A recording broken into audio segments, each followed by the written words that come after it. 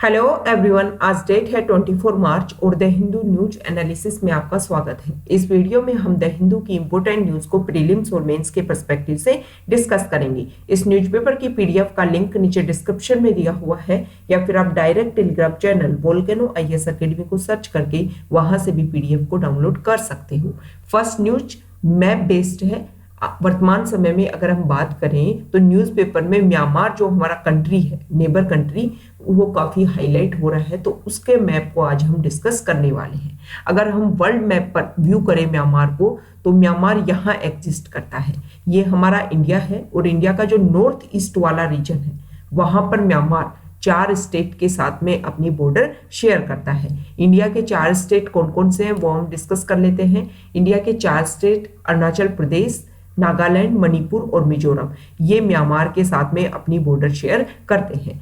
Myanmar north east, हमारा north east वाला reason, मतलब इंडिया के साथ बॉर्डर शेयर करता है, चाइना के साथ बॉर्डर शेयर करता है, लाओस के साथ बॉर्डर शेयर करता है और थाईलैंड के साथ बॉर्डर शेयर करता है। वियतनाम के साथ में बॉर्डर शेयर नहीं करता है, ये ध्यान में रखना है। ठीक है, तो 4 कंट्री हो गई, इंडिया, चाइना, लाओस और थाईलैंड, 4 के साथ अपनी बॉर्डर शेयर करता है म्यांमार।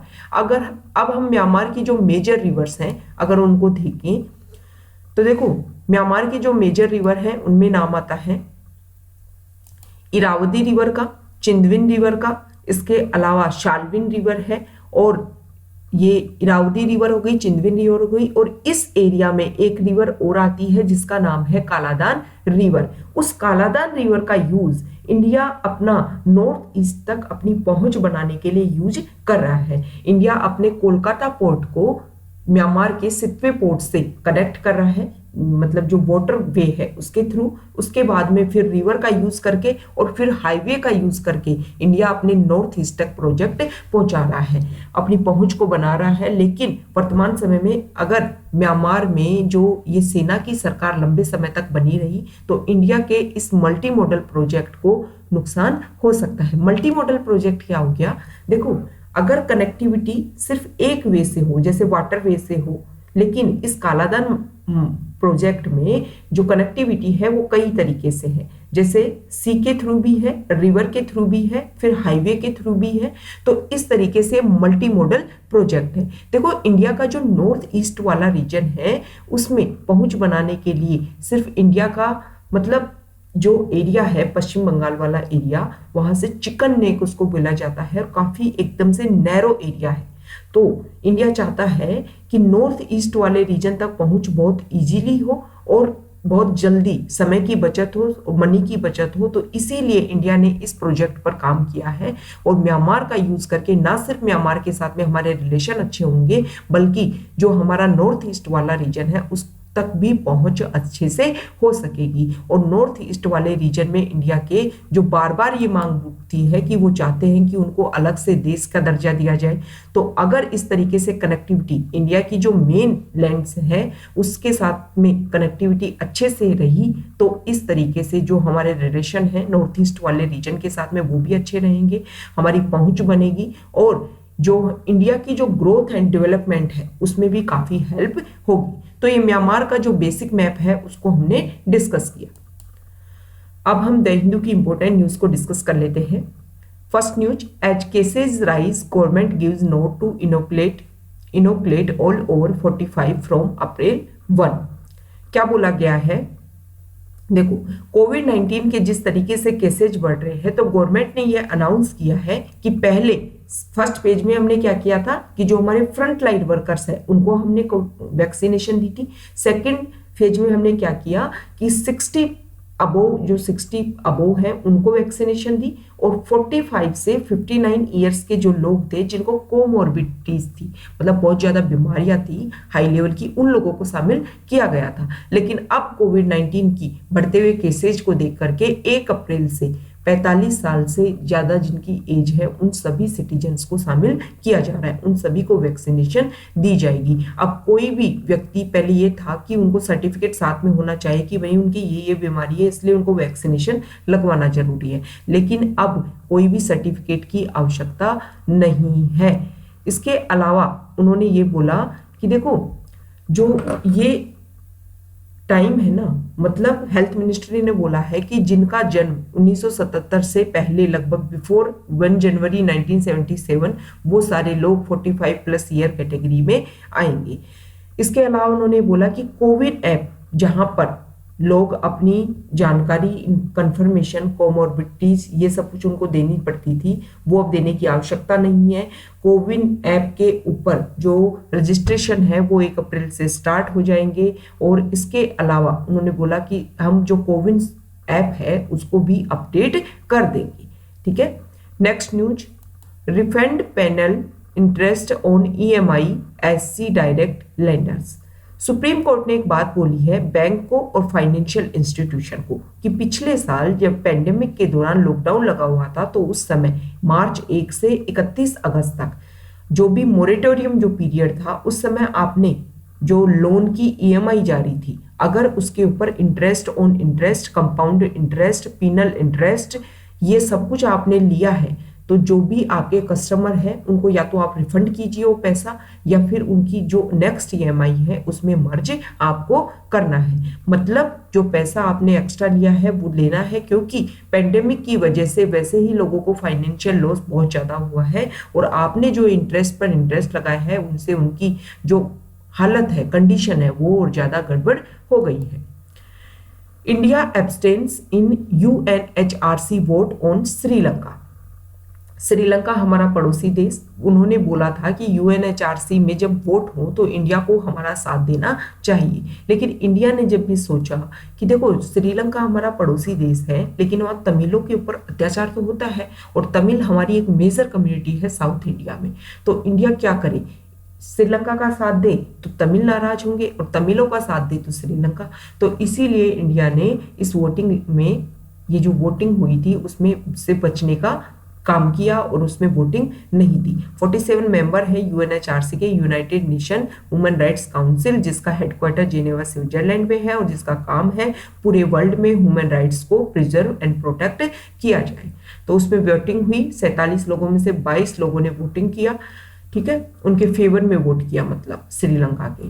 देखो श्रीलंका ने बोला है कि हमारे ऊपर जो आरोप लगाए गए ना, जिस रेजोल्यूशन के ऊपर ये वोटिंग हुई है, रेजोल्यूशन क्या था, promoting reconciliation, accountability and human rights in Sri Lanka.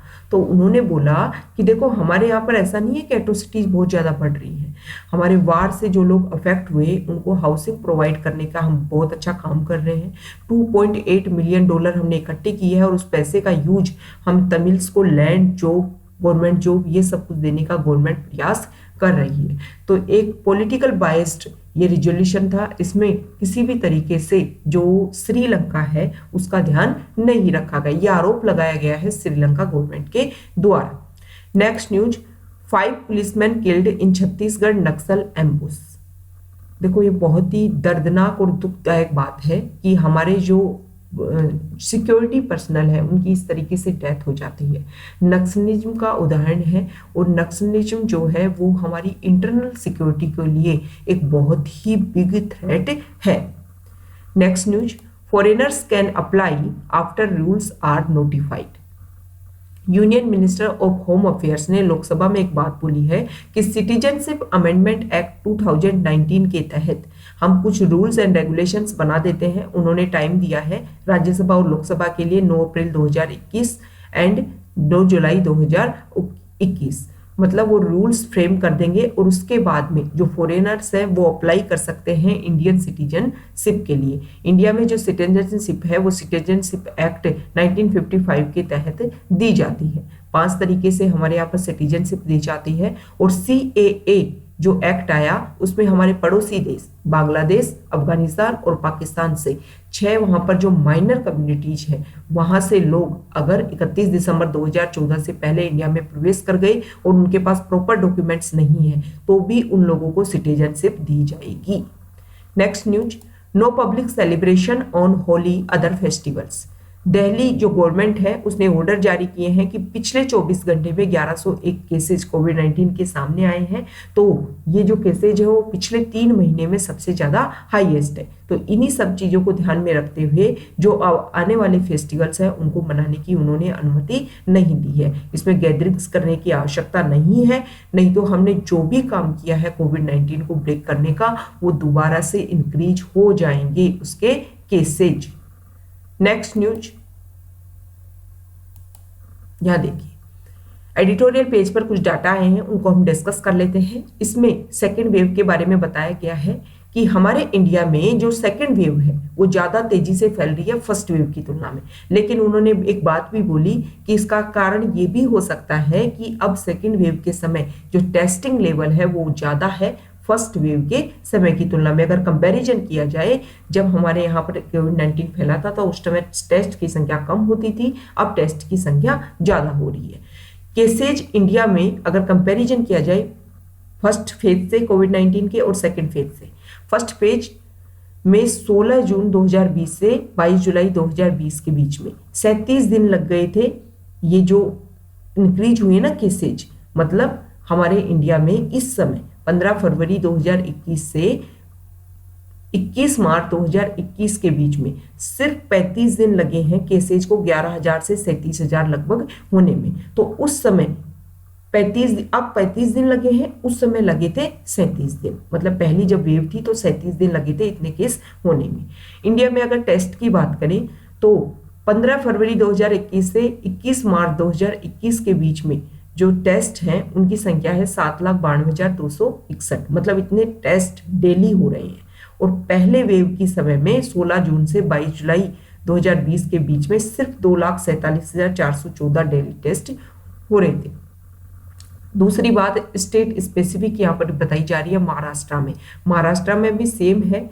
अब यहाँ पर जो केसेज हैं 2,415 से 23,610 39 दिन लग गए और फर्स्ट वेव के समय में 117 दिन लग गए थे इतने केस होने में। और टेस्ट की अगर महाराष्ट्र में बात करें तो टेस्ट महाराष्ट्र में 11 फरवरी से 21 मार्च 2021 के बीच में 83,271 डेली टेस्ट हो रहे हैं। और उस समय मतलब फर्स्ट वेव के समय महाराष्ट्र में 45,310 डेली टेस्ट हो रहे थे। ठीक है, तो ये कंपैरिजन है। इसी के आधार पर जो सेकेंड वेव है वो ज्यादा खतरनाक दिख रही है। टेस्ट की संख्या बहुत ज्यादा बढ़ती जा रही है इंडिया में। नेक्स्ट न्यूज, यहां देखिए, don't use public funds for campaigning. Madras high court ने इलेक्शन कमीशन ऑफ इंडिया को कुछ गाइडलाइंस दी है कि आप इस चीज का ध्यान रखो कि जो इलेक्शन हो रहे हैं उस समय जो चुनाव प्रचार हो रहा है उस कैंपेनिंग पर्पज में जो मिनिस्टर्स हैं वो उनके पास जो फंड है उसका यूज ना करें। मतलब गवर्नमेंट का जो पैसा है उसका यूज अपना प्रचार प्रसार के लिए ना करें। इलेक्शन कमीशन ऑफ इंडिया एक कॉन्स्टिट्यूशनल बॉडी है, आर्टिकल 324 के तहत आती है। पहले 1 मेंबर बॉडी थी और अब जाकर के ये 3 मेंबर बॉडी के रूप में चेंज हो गई है। ठीक है, next news, quota percentage should be left to the state, Tamil Nadu से टेल्स सुप्रीम कोर्ट। देखो, सुप्रीम कोर्ट में एक आधार बनाया गया है इंदिरा साहनी केस 1992 को। इस केस में एक बात बोली गई थी कि जो आरक्षण है वो 50% से ज्यादा नहीं होना चाहिए। लेकिन तमिलनाडु ने अब सुप्रीम कोर्ट के एक बेंच को बोला है कि जो रिजर्वेशन कितना होना चाहिए किसी स्टेट में, ये स्टेट को, इंडिविजुअल स्टेट को पावर दी जानी चाहिए और वो डिसाइड करे कि वहां पर कितनी जो माइनॉरिटीज में एरियाज हैं, कितने वहां पर कम्युनिटी हैं जो ट्राइबल हैं, उनको जरूरत है रिजर्वेशन के आगे बढ़ने के लिए। इसमें साथ दिया है कर्नाटका ने कि कर्नाटका ने बोला है कि हाँ, हर स्टेट में जो सोशली एंड एजुकेशनली बैकवर्ड है उनका इंक्लूजन अलग अलग होता है, तो रिजर्वेशन लिस्ट भी अलग स्टेट में अलग अलग होना चाहिए। डिस्कशन चल रहा था महाराष्ट्र का, जो मराठा को 50% से ज्यादा आरक्षण दिया गया है उसी को लेकर के। इस आर्टिकल में एक बात बोली गई है कि देखो, जो इंदिरा साहनी केस है वो काफी पुराना केस है और 9 बेंच ने इस केस को पास किया था। तो अगर इस जजमेंट में कुछ चेंज करना है तो उसको 11 जज बेंच के पास में भेजना होगा। तो उस समय परिस्थितियां अलग थी, अब सिचुएशन अलग है। तो इसके आधार पर जो रिजर्वेशन है उसके बारे में अगर डिस्कशन करना है, तो हर स्टेट को अलग अलग पावर दी जानी चाहिए। ठीक है। इसके अलावा यहाँ पर देखो एक बात और बोली गई है कि 102 कॉन्स्टिट्यूशनल अमेंडमेंट एक्ट 2018 में national commission for backward classes ये बनाया गया और इसने इंटरफेयर करने की कोशिश की जो स्टेट लेजिस्लेचर को provide social and educationally backward communities in their jurisdiction, मतलब वो क्या कर सके, एनकरेज कर सके कि कितना SECC के तहत में रिजर्वेशन देना है। नेक्स्ट न्यूज यहां देखिए,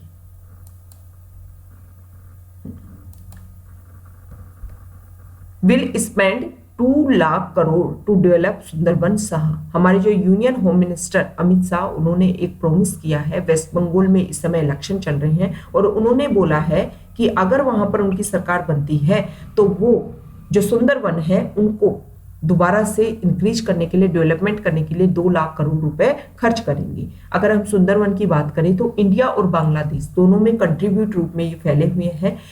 जो गंगा नदी, ब्रह्मपुत्र नदी और जो मेघना रिवर है उसका जो मुहाना है वहां पर ये सुंदरवन फैले हुए हैं। 1987 में इन सुंदरवन को वर्ल्ड हेरिटेज साइट का दर्जा दिया गया था और यहाँ पर फोना एंड फ्लोरा की वाइड रेंज पाई जाती है। यहाँ पर Bengal tiger, royal tiger, Gangetic dolphin, olive ridley turtles ये सब कुछ यहाँ पर पाए जाते हैं। Next news, no panchayat system in Assam tribal areas. Union ministry of home affairs ने लोकसभा को इन्फॉर्म किया है कि अभी तक जो आसाम जो 6 शेड्यूल एरियाज में आते हैं उसमें अभी तक कोई पंचायत सिस्टम इम्प्लीमेंट नहीं हुआ है और उसके लिए कोई प्रपोजल भी नहीं है। हमारे कॉन्स्टिट्यूशन की अगर 6 शेड्यूल बात करें उसमें 4 स्टेट असम, मेघालय, त्रिपुरा और मिजोरम, इनके जो ट्राइबल एरियाज है उनको इसमें शामिल किया गया है। शेड्यूल आपको पता ही है, अगर हमारे कॉन्स्टिट्यूशन का कोई भाग अगर उसको विशेष ब्रॉड तरीके से बताया जाए तो उसके लिए शेड्यूल बनाई जाती है।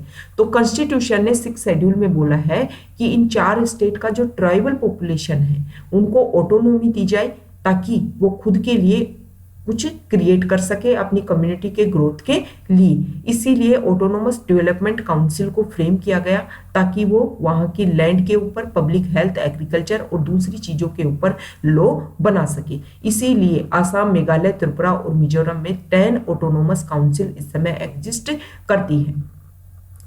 2019 में एक कॉन्स्टिट्यूशनल अमेंडमेंट बिल लाया गया था जिसमें ये बोला गया था कि जो स्टेट इलेक्शन कमीशन है वो ही यहाँ पर जो विलेज में म्युनिसिपल काउंसिल में क्या करवाता है, इलेक्शन करवाता है, वो ही ऑटोनोमस काउंसिल में भी इलेक्शन करवाएगा, लेकिन ये बिल पास नहीं हो पाया। Next news, India stronger despite pandemic PM।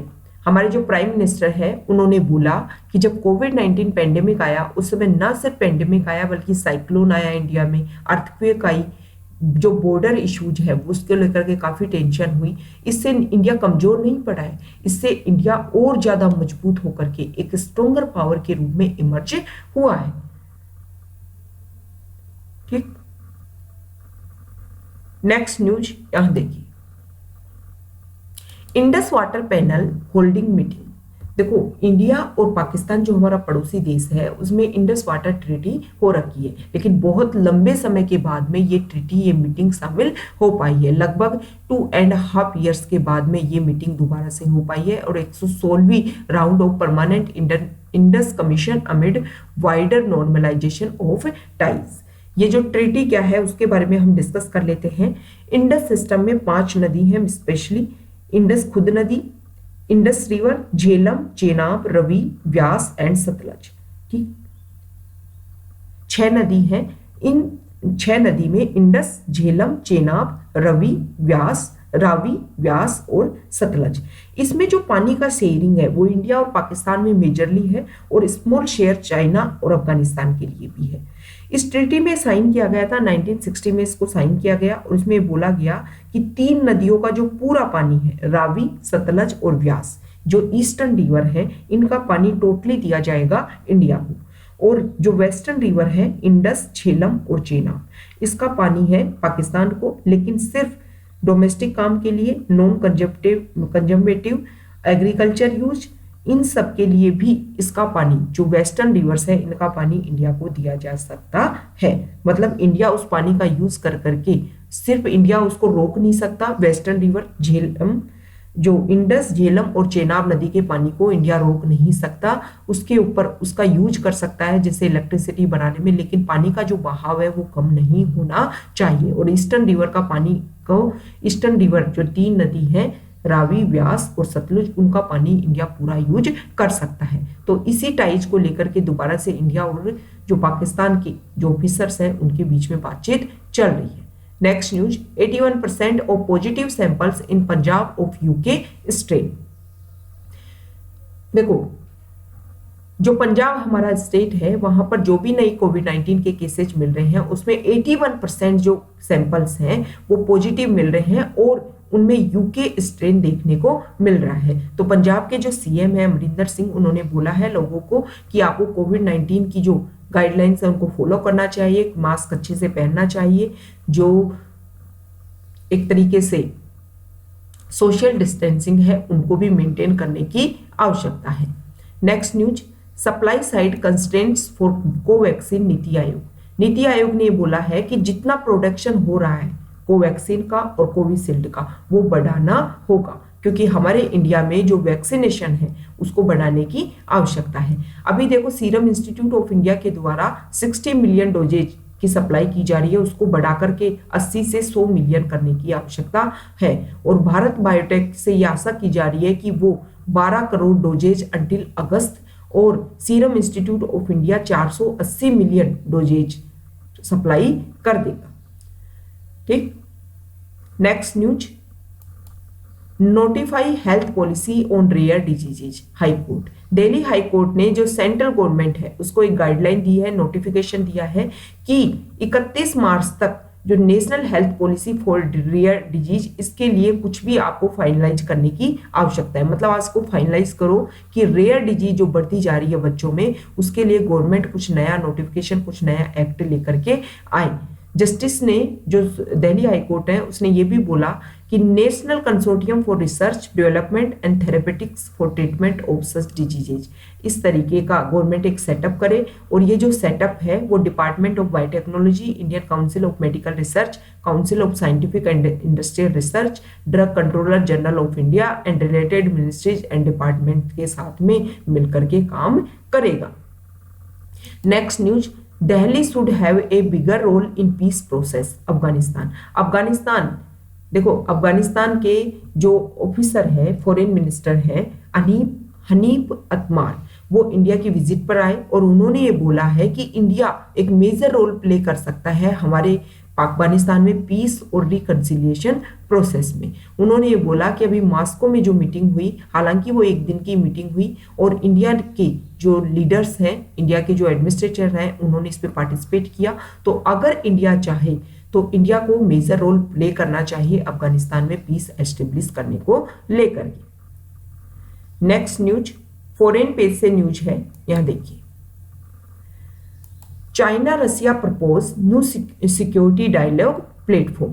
China और रसिया के जो फॉरेन मिनिस्टर हैं वो मिल रहे हैं, उनके बीच में मीटिंग चल रही है और उन्होंने बोला है कि वो भी स्मॉल सर्किल के ऊपर काम करेंगे, जिस तरीके से यूएस कोशिश कर रहा है स्मॉल सर्किल बनाने का। तो उन्होंने बोला है कि हमें भी नए सिक्योरिटी डायलॉग के लिए काम करने की आवश्यकता है, क्योंकि जो यूएस है वो इंडो पैसिफिक वाले रीजन में और उनके आसपास वाले रीजन में खुद का जो रीजनल एरिया है उसमें भी स्मॉल सर्किल बनाने की कोशिश कर रहा है। Next news, Xi Kim exchange messages to reaffirm China North Korea alliance. China और नॉर्थ कोरिया में मैसेजेस का एक तरीके से आदान प्रदान हो रहा है। वो चाह रहे हैं कि चाइना और नॉर्थ कोरिया जो है उनके रिलेशन है उनको अच्छे से मेंटेन करें। इसका कारण ये है कि अभी यूएस के जो डिफेंस मिनिस्टर है लॉयड ऑस्टिन, वो आकर के गए सियोल, साउथ कोरिया की राजधानी, और जापान की राजधानी टोक्यो में विजिट करके गए। तो उनको लगता है कि उन्होंने विजिट इसलिए की कि नॉर्थ कोरिया की जो स्ट्रेटजी है उसको काउंटर किया जा सके यूएस के द्वारा साउथ कोरिया और जापान के साथ में मिल करके। इसीलिए नॉर्थ कोरिया और चाइना में ये बातें सामने आई है, मैसेजेस हो रहे हैं कि उनको भी अपनी स्ट्रेटजी को, अपने रिलेशन को दोबारा मेंटेन करने की आवश्यकता है। शी जिनपिंग ने बोला कि कोरियन जो पेनिनसुला है वहां पर स्टेबिलिटी बनाने के लिए, वहां पर कंट्रीब्यूट करने के लिए इस चीज की आवश्यकता है। तो ये हमारा डिस्कशन था। Okay, thank you.